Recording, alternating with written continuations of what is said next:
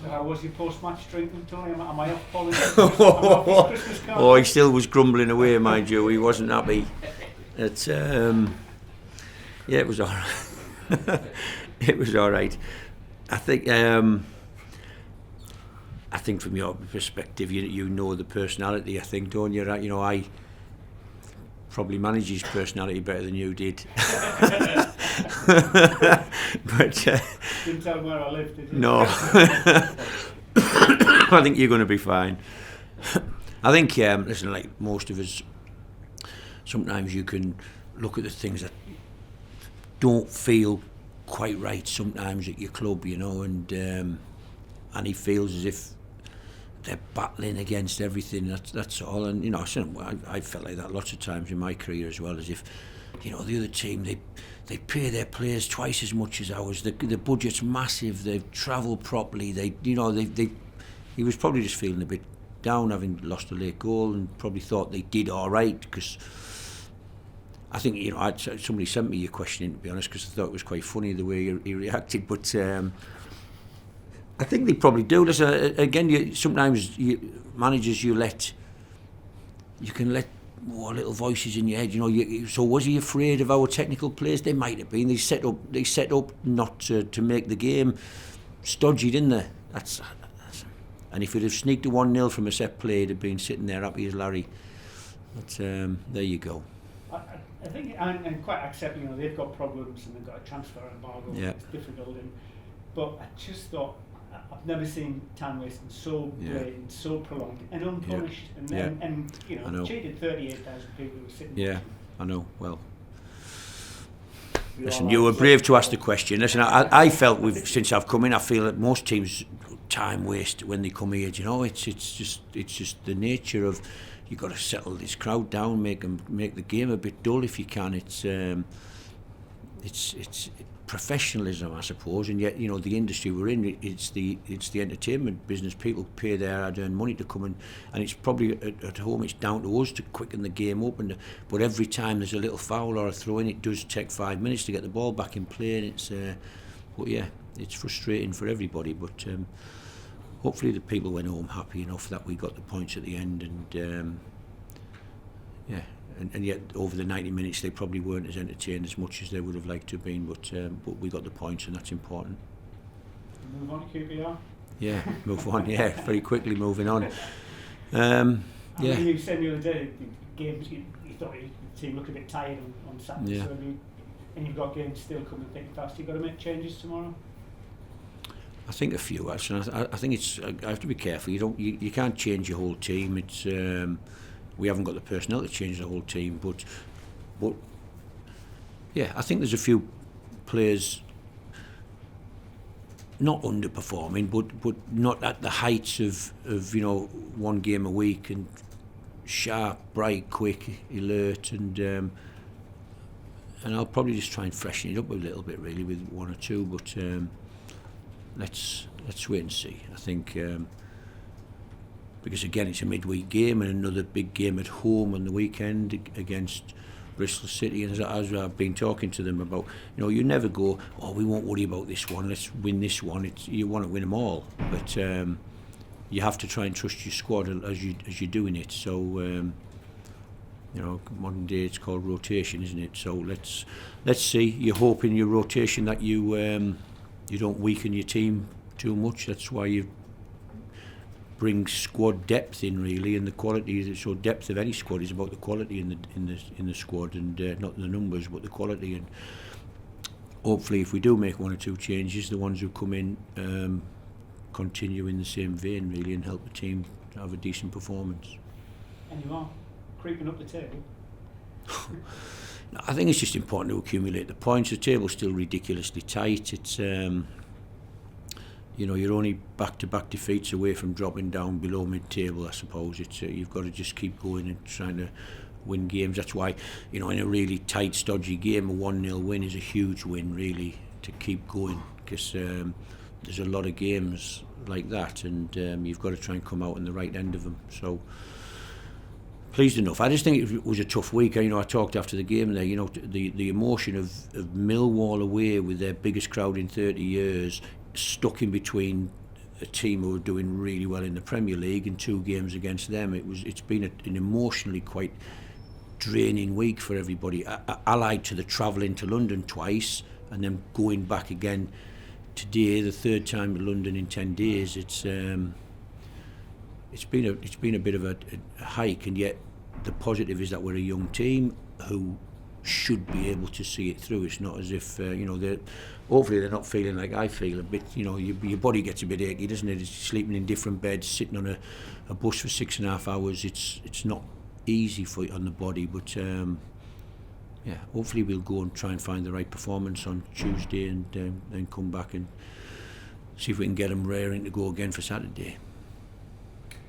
QPR, odd sort of season. They're not in the greatest form, but technically they're an impressive side. Yeah. I think they've got some really good individual footballers, of course. Ilias Chair probably being the player that most people would look at. Went to the World Cup, did well. Young Willock's there as well, who's very talented. But Stefan Johansson, people like this, they've got experience as well as young talent. I think the big centre forward lad has been in hospital recently, hasn't he? So they signed Chris Martin as a free agent the last few days, and scored at the weekend. So I think QPR is one of them games where the arena, the stadium is like, it's special really. I can think back to the 70s and Stan Bowles, and I see when as I'm watching their games, the Stan Bowles stand. It's and my young coaches never heard of Stan Bowles. Stan Bowles, and I'm all right. Well, I'll try and get YouTube out and see Stan Bowles, but.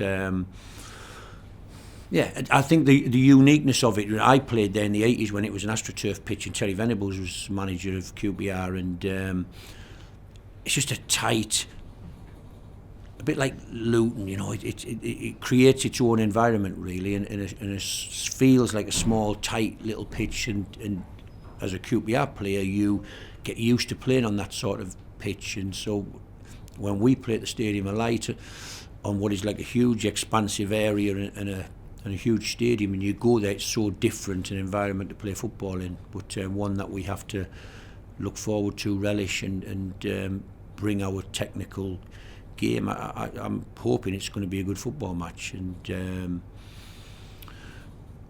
that hopefully we can come out on top in. But their results, when you look at their results, haven't quite been what they would want, and yet they are a decent football team with good players. Mentioning it, what is living on the treadmill like when you've got a period like this where it's Saturday, Tuesday, Saturday, Tuesday, Saturday, Tuesday? I think the results dictate your mood of it. If you're not getting beat, you can come in and keep it going. So at the moment, I've just had my staff meeting. We are just ticking them over really. We've got to make sure we don't push them, overwork them. The numbers that they do every day are obviously monitored, so we know exactly how much they run in a game. But you have to make game day a peak day where they can do 11,000 metres. It's and 1,000 metres high intensity. They've got to be able to run come match day, so you have to taper the training around the game days, and when they come so thick and fast, you're obviously, today it's almost, we are going to walk through what we're going to do, how we're going to play, so that they don't take anything out of their legs, so that we'll do it in the video room, and then we'll walk out on the pitch and practically walk through our shape, our pattern in possession, out of possession. And at this moment we're sort of living for the day of the game really, and as I keep saying, the bell will go in the dressing room, the whistle will go, the ball will start rolling, and off you go again. You go back into a mode of, this is what you do, it's your job, you play football, and they've been doing it all their lives, and you just hope that their bodies don't break down because you haven't overworked them, and that they can get through the game. So it's not ideal at this time of year. I've just said to my kids and my wife before I left to come today, it's Valentine's Day and Tuesday, isn't it? Not that I take much interest in Valentine's Day, but some of these young players will, I would imagine, with young families, and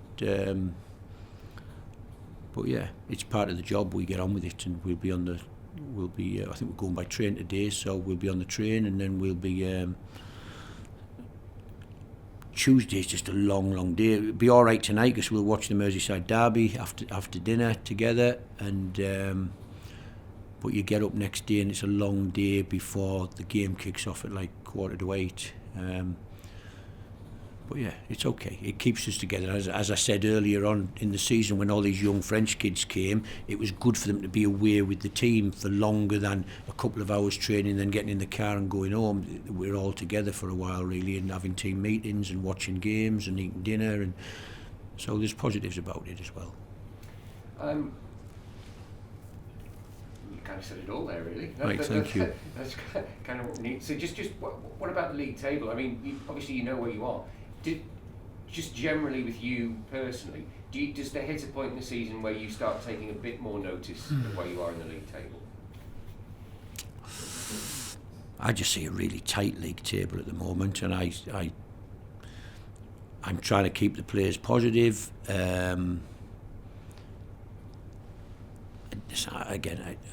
I don't really want to share my true feelings with how deep our team is, how deep our squad is. With 16 games to go, if we can keep everybody fit, everybody going, we'll be competitive in the league and see how we go.